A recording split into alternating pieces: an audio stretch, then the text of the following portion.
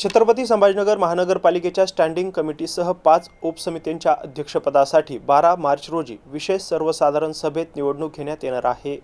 विभागीय आयुक्तांकडून standing committee बरोबरच महिला आणि बालकल्याण समिती, शिक्षण समिती, आरोग्य समिती, शहर सुधार समिती आणि समाज कल्याण समिती या 5 समित्यांच्या अध्यक्षपदाच्या निवडणुकीचा कार्यक्रम जाहीर करण्यात आलाय।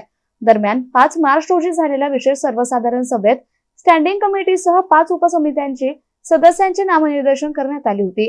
आता या समित्यांचे अध्यक्ष निवडण्यासाठी 12 मार्च रोजी पुन्हा विशेष सर्वसाधारण सभा बोलवण्यात आली आहे। महानगरपालिकेत सर्वाधिक नगरसेवक भाजपचे असल्यामुळे स्टँडिंग कमिटीचा अध्यक्ष भाजपचाच होण्याची शक्यता जवळपास निश्चित मानली जाते।